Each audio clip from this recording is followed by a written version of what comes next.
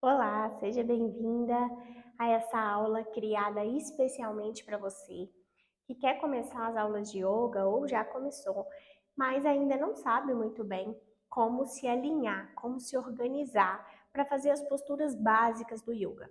Então hoje a gente vai passo a passo, descomplicando, explicando as posturas que a gente faz em todas as aulas de yoga, inclusive em outras modalidades, tá? Então vem comigo.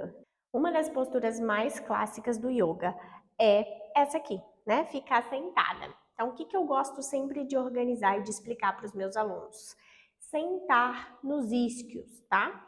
Então, o que são os isquios? Os isquios são ossinhos que a gente tem lá no bumbum, faz parte aí do quadril. E para você sentir se você está sentada nos isquios, sentado nos isquios, você pode colocar suas mãos embaixo do bumbum. E aí você vai dando uma mexidinha para você tentar sentir esses ossos se apoiando na sua mão, nos seus dedos, tá? E aí na hora que você sentir que eles já estão aí, em contato com você, você vai sentar, vai dar uma puxadinha no seu bumbum para as laterais e vai procurar se apoiar sobre os isquios. Então, quando a gente está sentada, os isquios são os nossos pés, digamos assim. É eles que vão manter a nossa coluna longa, tá? Então, eu vou mostrar para você como ficaria quando a gente senta normal, né? Geralmente a gente senta, faz essa curvinha na coluna e aí solta o tronco à frente. Então, a coluna ela faz esse formato de C, que é horrível para nossa lombar, para nossa qualquer postura sentada, né? Independente de ser no chão ou não. Então, quando eu sento nos isquios, tá? Arrasto aqui o meu bumbum um pouquinho para as laterais. Eu consigo deixar a minha coluna longa sem forçar, sem ficar super estendida, sabe? Então, senta nos isquios, pode dar uma soltadinha do peso nos isquios e pronto, sua coluna fica no lugar certo. Outro movimento muito comum utilizado nas aulas de yoga é o gato e a vaca. Então, a gente vai ficar em 4 apoios. E aqui é muito importante que você alinhe bem essas partes do seu corpo. Então, primeira coisa, observa se o seu punho está alinhadinho com o seu ombro, das duas mãos, tá? Olha para as mãos, veja se elas estão iguais também, se apoiando da mesma maneira no chão. E algo semelhante a gente faz, ajusta lá nos joelhos. Então, o joelho ele precisa estar bem alinhadinho com os quadris dos dois lados. Entre os joelhos, a gente pode ter um afastamento de 1 palmo, tá? Outra referência é abrir os joelhos na distância do quadril. Então, eu vejo muito aluno que, às vezes, vai fazer o 4 apoios e fica aqui, com as pernas juntas, ou com as pernas muito separadas, e aí o pé tá desalinhado do joelho. Então, alinha tudo, ó. Você não pode ficar vendo o seu pé. Olha para baixo, vê se você escondeu os pés de você. As mãos bem alinhadinhas, com os seus ombros, tá? E um outro detalhe importante são os nossos cotovelos. Tá vendo aqui, ó? Eu consigo manter as mãos no chão e girar os meus cotovelos ou para as laterais ou para trás. É legal que eles estejam girados para trás sempre, tá bom? Porém, aqui tem um detalhe. Se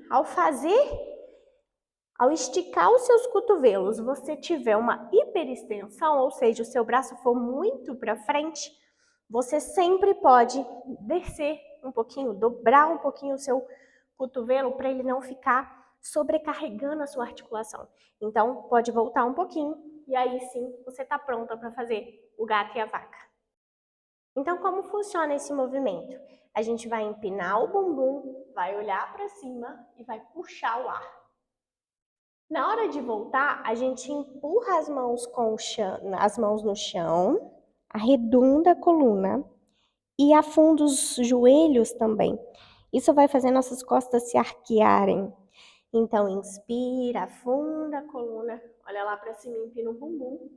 Exala, arredonda as costas, como se fosse um gato tomando susto, afundando o queixo em direção ao peito, olhando lá para o seu umbigo.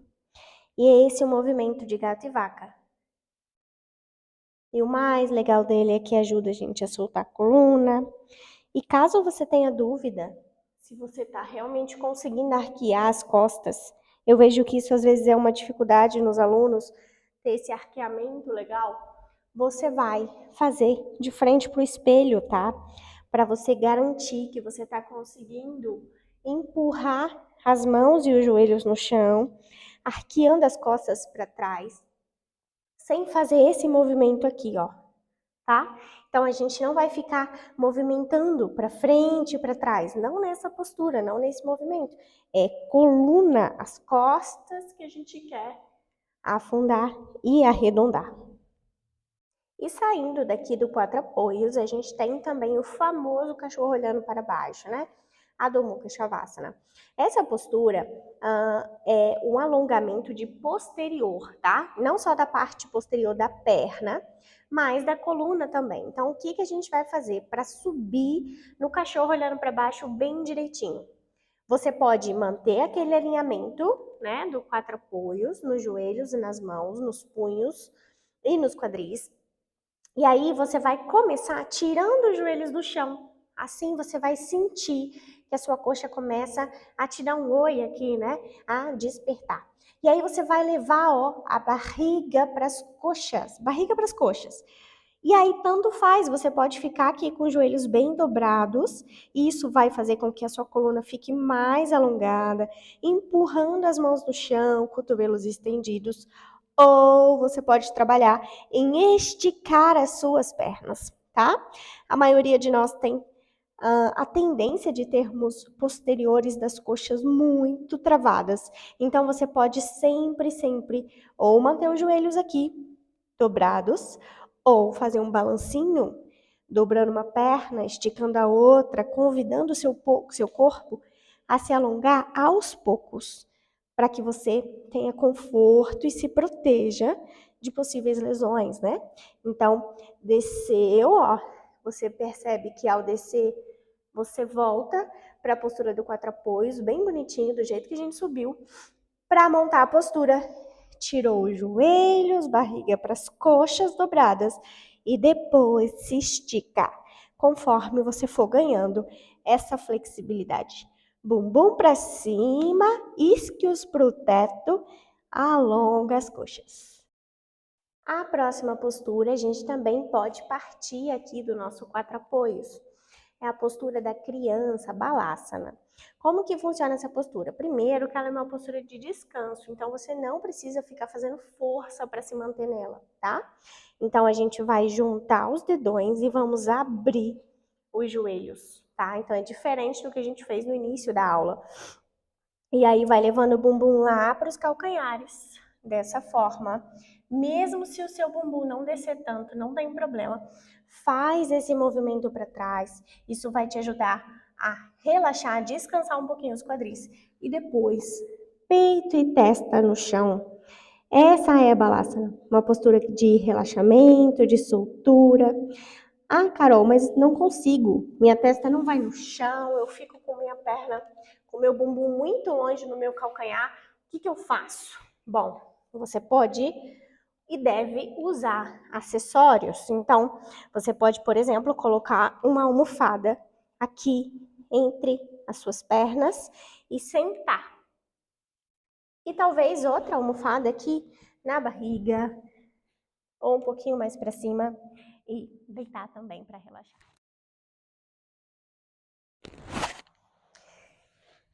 Ou assim, né? E o microfone vai fazer um barulho, mas enfim, a ideia é você soltar, conseguir descansar seu pescoço especialmente. Tá? Então a ideia é a gente conseguir ficar confortável e não tem problema se você precisar de acessórios para isso, pelo menos no primeiro momento. E a última postura é muito fácil aparentemente, só que eu quero te mostrar alguns detalhes que alguns alunos, por não perceberem, não ajustarem, não conseguem descansar de verdade. Então é a Shavasana, né, a postura final de toda a prática de yoga, e ela nos ajuda a ter um relaxamento mais profundo. Então, qual que é a ideia da Shavasana? Primeira coisa, a nossa tendência é que quando a gente deita no chão, a gente fique meio soldadinho aqui, sabe? Com as mãos presas no corpo, as pernas rígidas, juntas. Isso vai fazer com que você tenha um desconforto lá na lombar. E não é a ideia. A ideia da Shavasana é a gente conseguir abrir as mãos, mantendo espaço nas axilas, palmas das mãos viradas para o teto, abrir as pernas numa distância que seja confortável, então não precisa ser de mais, nem de menos, né? Não precisa sentir que você está fazendo força com as suas pernas. E tem também um ajuste lá no seu pescoço, tá? Então, a maioria de nós pode ser que fique assim, com o seu queixo projetado lá para o teto. O que a gente quer? A gente quer aproximar um pouquinho mais esse queixo do peito, de maneira que a gente consiga fechar os nossos olhos, soltar o peso da cabeça no chão, soltar o peso do nosso tronco todo no chão e respirar profundamente. Eu sugiro que você não utilize a almofada. É normal a sua lombar não encostar no chão. É normal atrás do joelho não encostar no chão. Mas é claro que se você puder e quiser, você pode utilizar uma almofada fininha para sua lombar, uma almofada fininha atrás dos seus joelhos também vai ajudar. Se você está na prática de yoga, está doendo a sua lombar, já chegou o final da aula, você pode usar essa variação. Você afasta os seus pés, deixa os braços abertos e junta os joelhos. E aí você vai ver que a sua lombar vai aproximar do chão e vai relaxar. Então é uma variação super aceitável, você pode usar naqueles dias que você está sentindo muito cansaço na lombar. Então fica à vontade, porque a ideia aqui também é descansar. Bom, então é isso que eu queria compartilhar com vocês. E não se esqueça daquilo que é essencial na prática de yoga, que é o seu conforto, é a sua segurança, é você executar as posturas, os movimentos, sempre em contato com a sua respiração, com a não violência, ou seja, não ultrapassar aquilo que você sente que é demais para você. O yoga, ele vai muito além do corpo. Ele também conecta você com aquilo que há de mais essencial dentro de você.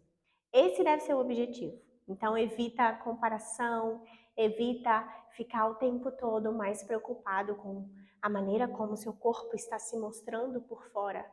A ideia é você olhar para dentro, ter paciência, ter persistência e autocuidado. Espero ter ajudado de alguma forma. Até a próxima!